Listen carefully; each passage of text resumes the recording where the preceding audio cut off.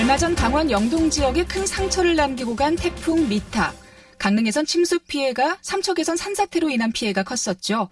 강릉의 침수 피해는 빗물이 빠져야 할 하수도가 막혀 있었던 것으로 드러나며 인재였다는 비난이 큽니다. 그런데 삼척의 산사태 피해도 결국은 인재가 아니었는지 논란이 제기되고 있는데요. 문제가 발생한 건 산 정상부의 임도 부근에서부터고 국도 인근을 지나며 사태가 커지고 민가의 대응도 미흡했던 것으로 드러나고 있습니다.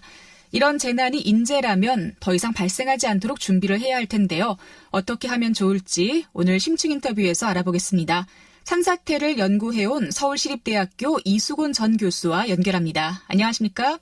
네, 안녕하세요. 네네. 네, 삼척에서 마을을 덮친 산사태가 인재였다라는 주장이 제기되고 있습니다. 그런데 사실 비가 많이 오면 산사태가 발생하는 건 좀 자연스러울 수도 있을 것 같은데 왜 이번 산사태를 인재라고 하는 거죠?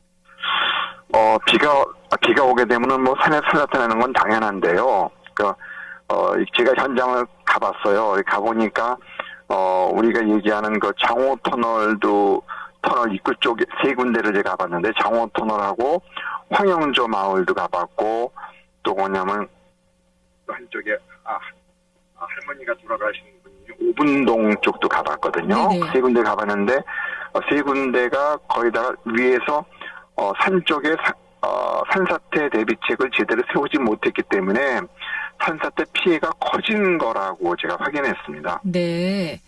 사실 태풍과 산사태가 이번이 처음은 아니잖아요. 태풍 루사나 매미 때는 더 많은 비가 왔었고 그때도 산사태가 있었습니다. 좀 미리미리 대비를 잘 했으면 좋았을 텐데 계속 반복되는 건 어떻게 볼 수 있을까요? 반복되는 거는 우리가 복고이지만은 생각을 하고요.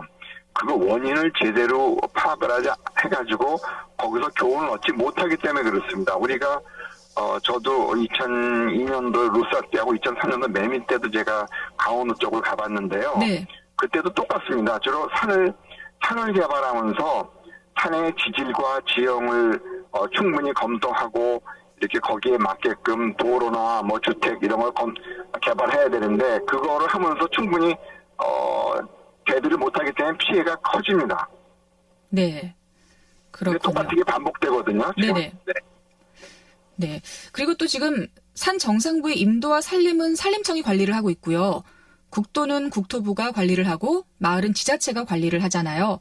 이러다 네네. 보면 관리 주체가 제각각이다 보니까 산사태에 대한 대비도 좀 쉽지 않아 보이는데 법적인 부분, 제도적인 부분에도 문제가 있진 않을까요?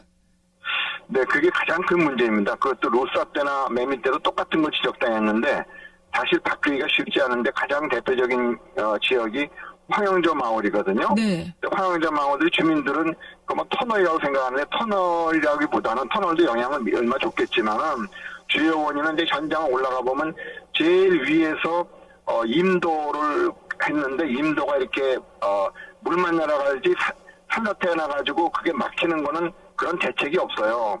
그리고 밑에는 또 뭐가 있냐면 국도가 있는데 국도도 또 이렇게 산사태 물만 내려오는 것만 했지 산사태가 토속류가 막히는 그런 걸 하지 않았고 특히 더군다나 거기 임도가 국도 밑으로 임도가 지나가도록 한 2m, 2m의 큰 어떤 차가 다니는 길을 만들어놨는데 거기로 오히려 토속류가 내려와가지고 물이 통로를 만들어 버렸어요. 네. 그래서 그 밑으로 국도를 넘어서 화영조 마을 쪽으로 시작을 했는데 그 압력이 크니까 그 토속류가 크게 치고 내려가는 그런 상황이었거든요. 즉 산 위나 중턱이나 밑이나 아무런 대책을 세우지 못하고 또 마을에서는 그 위에서 어떤 일이 발생하는지를 모르고 있습니다. 그러니까 지자체가 다 서로 간에 이게 관할이 다르기 때문에 이런 문제가 발생하거든요. 전국적으로 똑같습니다. 그렇군요.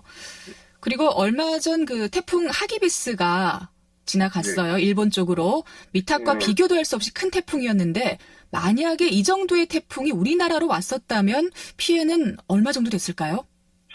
저는 모집이 크다고 봅니다. 우리는 일본도 준비를 많이 한다 그러는데 우리는 서로가 공무원들이 열심히 합니다. 위에 산에는 산림청, 중간에는 국토부, 위에는 지자체들이 다 열심히 하는데 그거를 전체적으로 산사태는 재난은 위에서 밑으로 내려오는데 그 전체적으로 보고 그거를 고려하는 그런 시스템이 없습니다. 아무도 그거를 관할하지 못하거든요. 이번에 장호 터널에서도 옆에서 터진 것들 보면은 그 터널이 잘못 만든 것이 아니라 장호 터널은 바로 위에까지만 하고 그 위에서 산에서 내려오는 거는 물만 내려오지 산사태 막는 대책이 없어요. 아무것도. 네. 그러니까 그것도 뭐 똑같습니다. 지금 뭐 황영제 마을이나 장원 터널이나 어떻게 보면은 지금 그 마을에 할머니 돌아가신 분 거기도 마찬가지고요. 거기도 윗산하고 밑에하고 주체가 다르기 때문에 그렇습니다. 우리는 아마 비가 오면 상당히 피해가 크리라고 봅니다. 네.